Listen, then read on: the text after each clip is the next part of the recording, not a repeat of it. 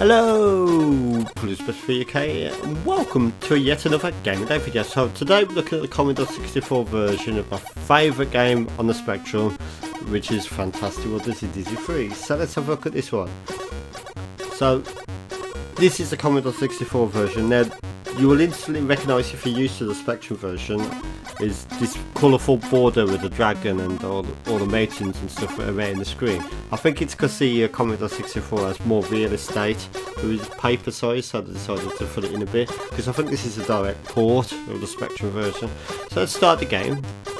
I've got to swap the joysticks around because it's joystick port 2 this one. I'm in joystick port 1 currently. So let's do that now. There we go. Right, okay, so there is some differences with the Spectrum version and this version.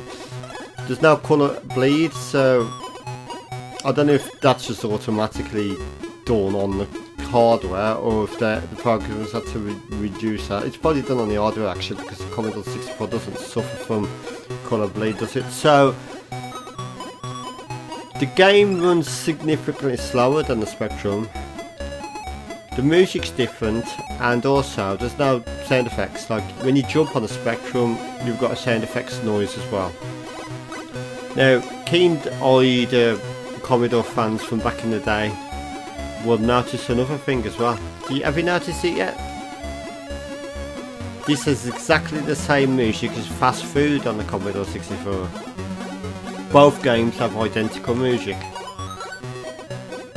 So I'm unsure why the idea was that, just a bit laziness maybe, but yeah, if you go and load Fast Food on the Commodore 64 after watching this video, you'll notice that the music is identical. It wasn't the case on the Spectrum or the Amstrad CPC, so yeah, it's a shame they didn't use the Spectrum's original soundtrack on this, because it would have sounded great on the SID chip. I might do a video in the future of trying to convert the AY music of the Spectrum into the SID and see how it sounds on this, because the original music for this game was better than this in my opinion by quite a mile. So yeah, this is Fast Food's music on Fantastic Odyssey. No sound effects unfortunately present on the Commodore 64 version. And you can't look at the picture. Yeah, it just blanks out. If you look at this, you look at the picture, it's you in your last adventure Treasure Island Dizzy, but it doesn't show anything, it just blanks out. I don't think the Commodore 64 has enough RAM. The 48K version of Fantastic Odyssey on the Spectrum didn't do that either, but the 128 did. And I think that's the only version that does. Maybe there's Amstrad 6128 version does. I haven't played this on the 6128 Amstrad machine. Let me know in the comments if it does show the picture. I know the 464 version doesn't. But yeah, that's Dizzy 3 on the Commodore 64. Unfortunately, I don't personally regard it as good as the Spectrum version, but it's still okay. It's still the game. It's still got everything there. Apart, it's got a cheesy death routine.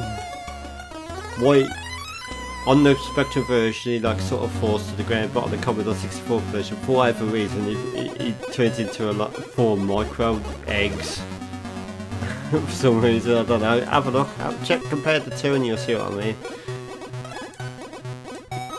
This is always funny on this game. You can drink the whiskey, and as soon as you add the whiskey you start to get a bit pissed. If you go to drink the whiskey, you find the whiskey too tempting to drop and drink it. Sounds like me. Whoa, I'm going on my own now. I'm not even touching the controller. Whoa, he's jumping for joy. Kind of a fun, like a bit of humour that the Oliver twins enabled in the game. Oh, he just jumped in the water on his own. Oh, you fuck. That's because I had the whiskey in it. But yeah, that's a quick look at Fantastic Odyssey on the Commodore 64. Not quite as polished as Spectrum version in my opinion, even though this like border looks nice and lovely. I'm going to get that one an ISO 6 out of 10. So thank you for watching.